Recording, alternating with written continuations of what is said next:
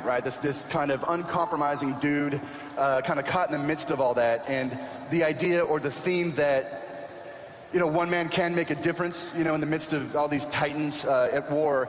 And there was just something about Robert's voice, right? When he came in, you know, that first, you know, many years ago, and started talking as this man. Sometimes as a writer, you never quite know how the character's going to sound or feel. And Robert just owned it. And again, we are just so glad to have him back.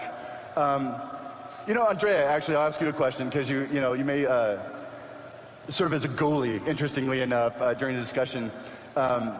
What do you hear? Like, as Robert, you know, gets going, and you had a chance to kind of meet Raynor and direct him, you know, over the course of this campaign, what has been your impression? What do you think sings about, you know, his take on the role? What's so interesting about voice directing in general is you can never anticipate what voice is going to come out of an actor. You can look at what an actor looks like and assume that's going to be what their voice sounds like. And then they completely surprise you because they've got this enormous arsenal of 1,000 different voices inside them. And I had worked with Rob many, many times over the years on everything from Batman and Justice League and Superman and many different series. And some of the more cartoony ones, if you will, the Animaniacs and Pinky and the Brain types of series. And when Chris contacted me forever ago, through my dear friend Russell Brower, who I have to thank publicly for bringing me into this Blizzard family, and told me that we were going to be working on this project, and I was listening to Rob's voice, and I said, no, you mean Rob Clotworthy? And I heard his voice, no, Rob Clotworthy. And then I hear this wonderful voice come out of Rob, which I had never, ever heard before. It's one of the joys of directing voice actors, is to hear these things that surprise you after years and years of knowing an actor, to hear something new and different I had never heard before. And so as we work together, and we've worked now, what, 6-8 months on this together? Yeah. And the voice even evolved during that time.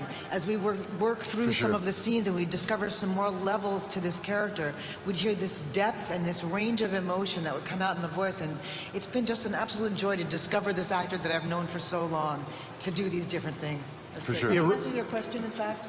Did I? Handily. Okay. I was going to say that Raynor is a very unique character in that he is the reluctant hero. You know, for those of you who've studied mythology.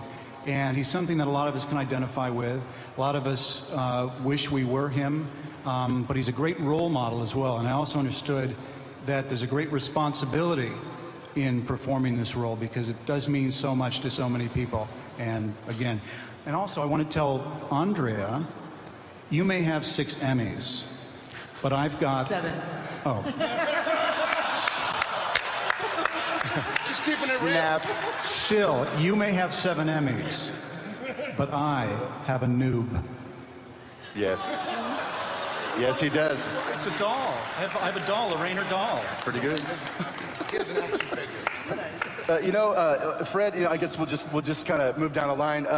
Guys, you may not know, Fred, you know, we had met Fred, and you know, we were in need of a new Zeratul. Unfortunately, the gentleman that performed the role back in the day was a man named Jack Rischel, and Jack was Zeratul and actually General Duke. Just a really cool guy, and he passed away a number of years ago. So as we were looking at, you know, Zeratul these days and wanting to find someone to, you know, really round out that character, you know, we found Fred, and I mean, just the man of 1,000 voices. And it's funny, there's another character in Starcraft 2, we didn't put it up here, but Fred also does